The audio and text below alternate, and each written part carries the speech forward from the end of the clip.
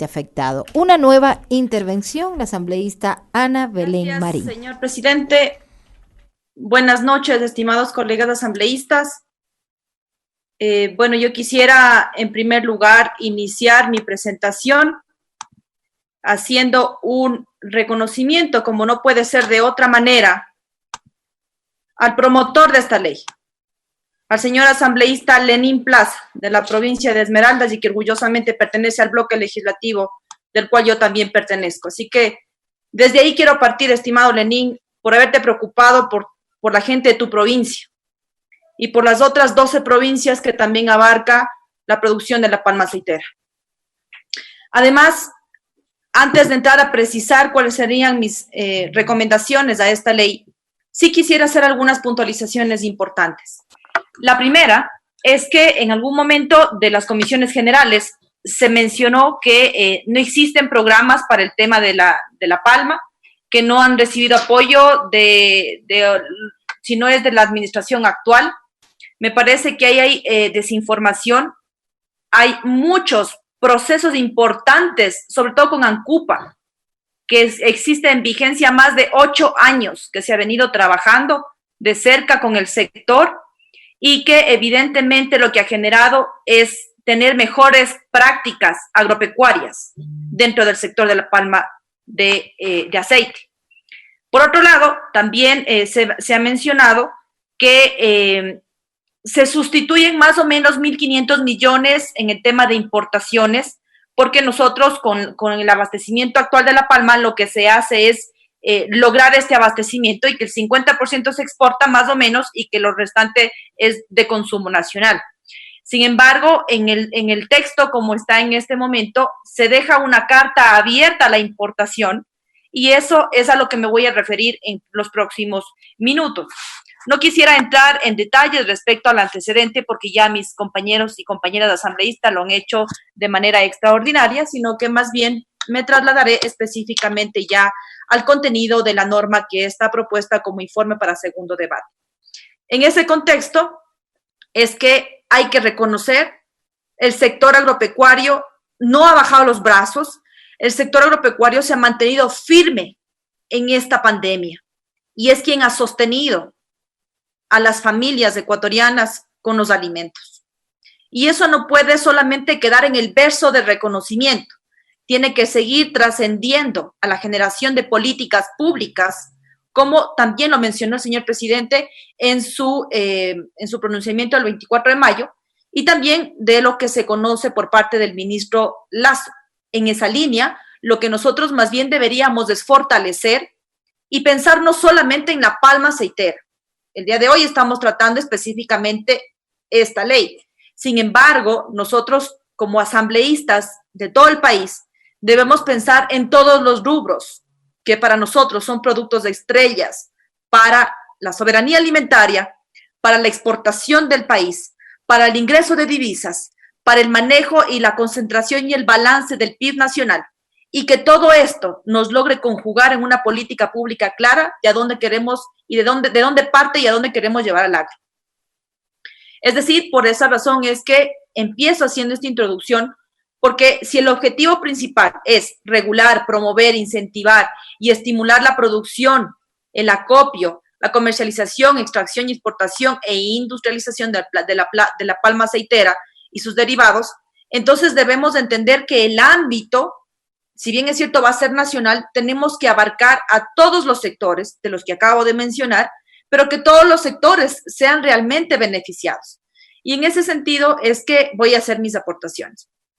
En primer lugar, me parece que el reconocer en la ley que se establezca un registro de actores de la cadena agroproductiva me parece espectacular, porque la información que nosotros tenemos, de la información que se promulga, es en base a lo de Fedepal, es en base a lo de ANCUPA, es en base a distintas fuentes, y si es que la autoridad agraria logra tener un registro oficial de los actores de la cadena agroproductiva, va a ser extremadamente importante, porque tú vas a entender cuál será la lógica entonces y cómo será la cadena productiva de la palma, y que todos los sectores que están variando en esta cadena pues tengan el beneficio de la ley y no sea solo un cierto sector que salga beneficiado, sino que sobre todo quienes salgan beneficiados de esto sean los pequeños productores, que para nosotros pequeños productores puede, por ejemplo, en la Sierra Ecuatoriana un pequeño productor es el que tiene media hectárea.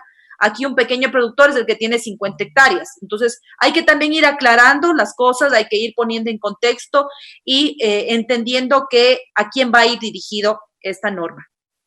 Por lo cual, a mí me parece que es un éxito tener un registro de los actores.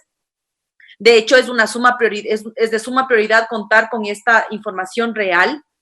Tenemos la necesidad de conocer con números exactos cuáles son comercializadores, cuáles son los extractores, cuáles son exportadores. El sincerarse con estos números va a permitir tener una información certera de cómo está en este momento, cuál es la actualidad del cultivo de palma en el país. También dentro del proyecto de ley se establecen obligaciones para todos los actores, que es lo correcto, que si tú tienes obligaciones y si tú no cumples, si cumples con esas obligaciones, estás en la línea, si no cumples también tendrás tus sanciones, eso es lo que está indicando en la norma, me parece perfecto. Y también se incluyen temas como que el INIAP debe desarrollar programas de investigación permanentes para el cultivo de palma. Esto es un reto importante para el INIAP, ahora que estamos en un proceso tan difícil y de transición que siempre hemos reclamado algo que es interesante. En el INIAP no solo necesitamos que se pasen investigando, necesitamos que la investigación que hace el INIAP se aterrice en el sector productivo, se aterrice con los productores y se logre ver la viabilidad o la no viabilidad de dicha investigación. Entonces, si es que salen nuevas variedades y esas nuevas variedades, el INIAP puede potencializarlo y puede entregar a los productores a través de una línea clara, con seguimiento, con acompañamiento de buenas prácticas agrícolas dentro de sus plantaciones, eso es lo que se requiere del INIAP y no exclusivamente generar variedades o generar proyectos de investigación que se queden almacenados o que se queden archivados en el cuento de hadas. Aquí lo que se necesitan es que se traslade del área científica y del alto conocimiento y de innovación, se traslade a donde se requiere, que es al campo, que es al productor. También se incluye que cuando se vaya a hacer este proceso de aprobación de la ley, es que se pueda incluir el tema del seguro agrícola más o menos en 24 meses. Pero ¿qué resulta de esto?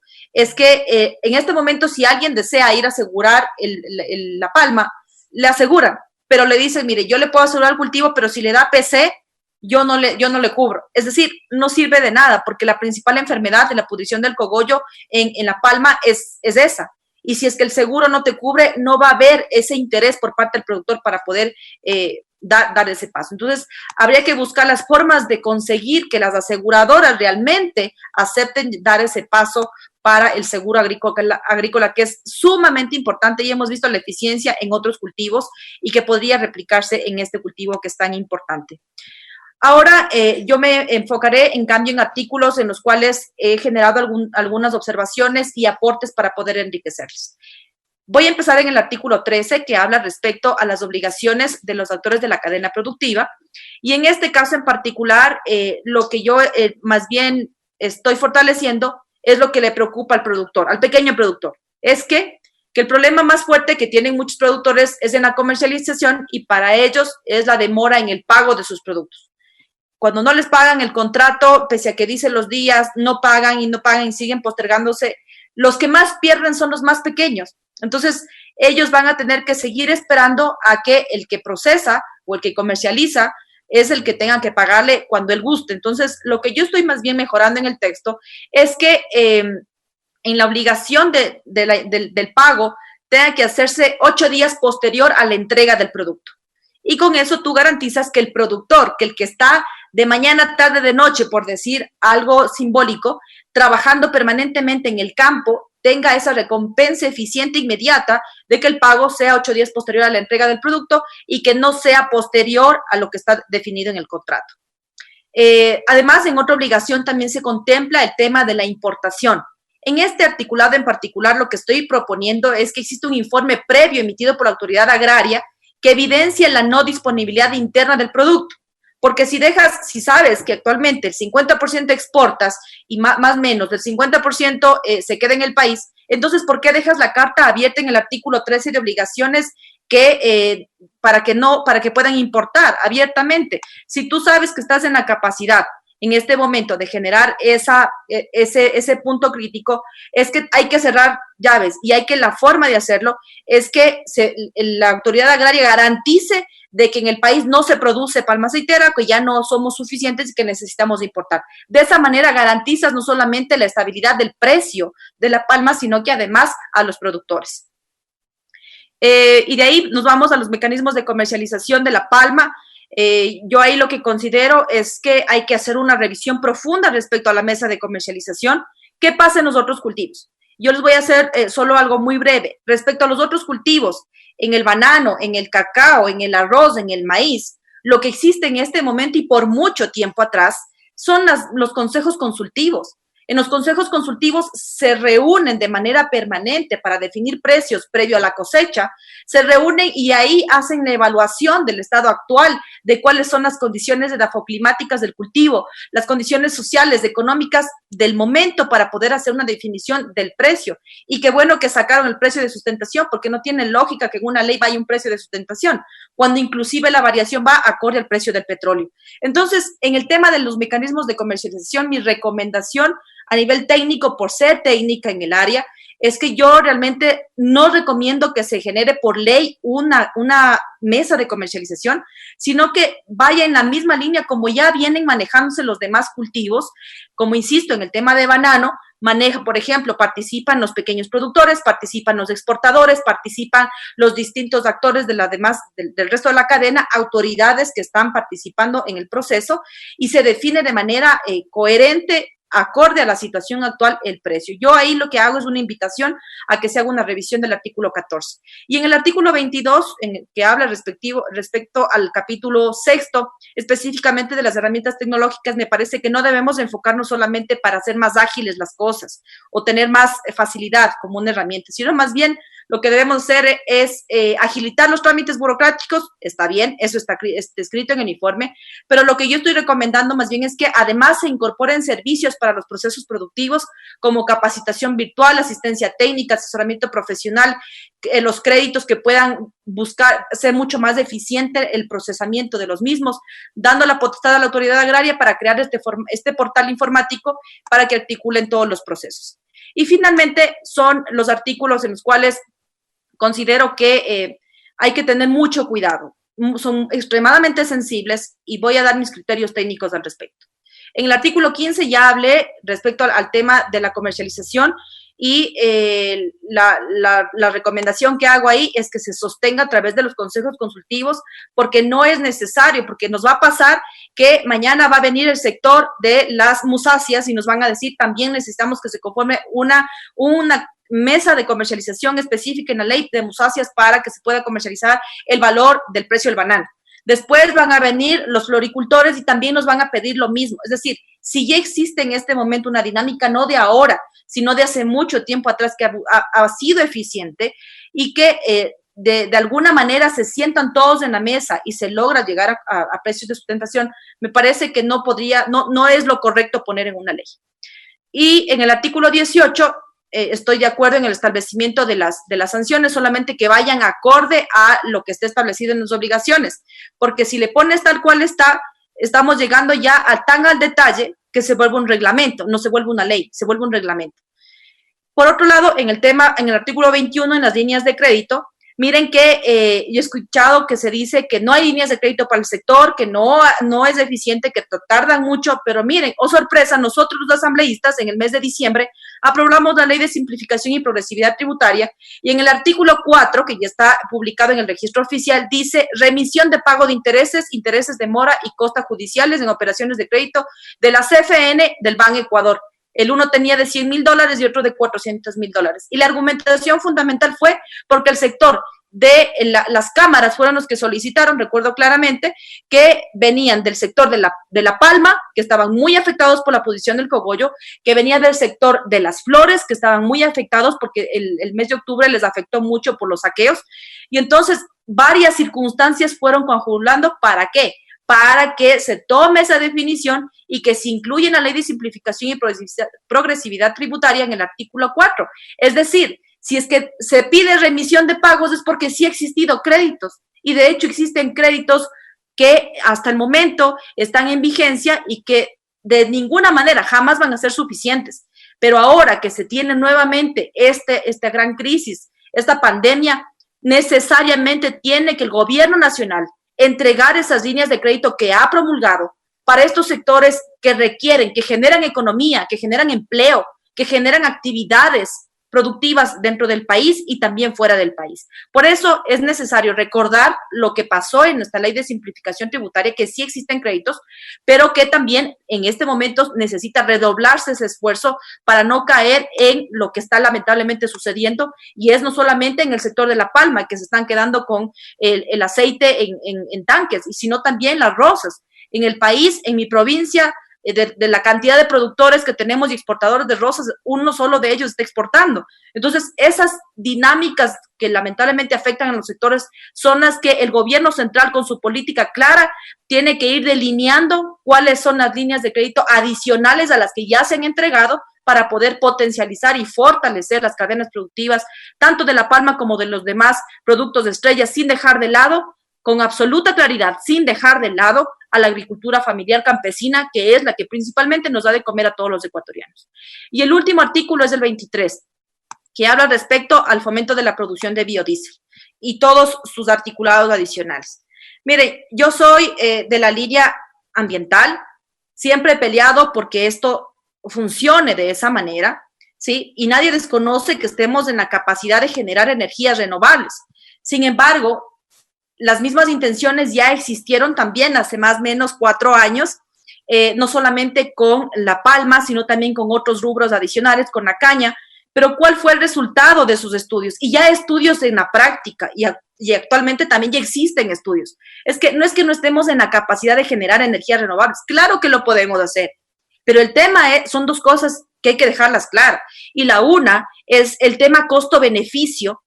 Producir en el Ecuador el biodiesel es más o menos 30 centavos más caro que en otro país vecino. Pero por otro lado, lo que tú necesitas es tener mayor superficie para poder tener la mayor cantidad para que el costo-beneficio tenga algún tipo de rentabilidad. Entonces, ¿qué significa eso? Que vas a necesitar expandirte en superficie para poder tener mayores ingresos y que esos mayores ingresos te permitan direccionar al biodiesel. ¿Y qué significa eso? Significa crecimiento en la frontera agrícola, significa reemplazar cultivos de la canasta básica por un monocultivo, y ahí alguien dijo, no es un monocultivo en lo personal.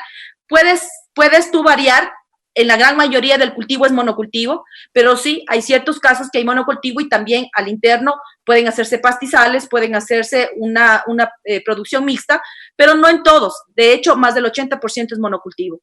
Pero también es necesario entender qué es lo que ha pasado en la Amazonía. En la Amazonía lo que ha sucedido es que se ha desplazado inclusive ecosistemas frágiles de la Amazonía para sembrar palma. Y eso no podemos permitir que suceda, que se deterioren, que se destrocen ecosistemas frágiles para implementar palma en la Amazonía ecuatoriana. Eso hay que analizarlo y ponerlo en una balanza. Si evidentemente el costo-beneficio, si la producción en el país es mucho más cara que en los países vecinos versus lo que tengo que deteriorar, avanzar en la frontera agrícola, reemplazar cultivos unos por otros, entonces ¿realmente va a valer la pena o no? Por eso mi recomendación más bien es fortalecer el artículo 25, en el cual me parece extremadamente eficiente, coherente con la realidad del país, que dice que es respecto a las certificaciones de la sostenibilidad y sustentabilidad en la producción de palma. Entonces, lo que deberíamos nosotros promover a través de esta ley es que más bien los productores de palma logren, si es el 100% a buena hora, logren la certificación RSPO. Es decir, ¿qué es lo que se quiere con esta certificación? Que cumplan con la sostenibilidad ambiental de los cultivos actuales. ¿Qué es lo que establece? Son criterios y sistemas de auditoría que pretenden garantizar que la producción respete los derechos laborales de las comunidades indígenas, que no ocupen nuevas zonas de elevado valor medioambiental y que no se amenace la biodiversidad, además de promover prácticas agrícolas más limpias. Una cosa es que en la Amazonía exista un ecosistema con biodiversidad y que yo llegue, corte eso y pueda implementar palma y que exista un crecimiento de una nueva biodiversidad. Eso es totalmente distinto porque no puedes mezclar que lo que existe a nivel natural puede reemplazar lo que venga con un cultivo distinto a lo que ha sido natural. Entonces, esas preocupaciones son las que más bien nos deberían motivar a fortalecer una certificación RSPO a nivel nacional y que todos los cultivos tengan esta certificación que acompañe de manera permanente a las certificaciones y a los permisos que da el Ministerio del Ambiente y del Agua. Esas aportaciones, yo quiero dejar en claro, queridos compañeros asambleístas, que lo hago con el afán de fortalecer la cadena productiva de la palma, el no deterioro de los ecosistemas, el fortalecer la cadena del sector y finalmente decirle al señor presidente que todas mis observaciones han sido enviadas oficialmente y que, por supuesto, lo que así consideren pertinente que sean incluidas en la ley que vayamos a aprobar. Gracias, señor presidente. A usted, asambleísta Marín. Tiene la palabra el asambleísta Freddy Alarcón. Hemos escuchado a la asambleísta Ana Belén Marín, señaló que se debe fortalecer todo el sector productor y ahora los esfuerzos de la Asamblea Nacional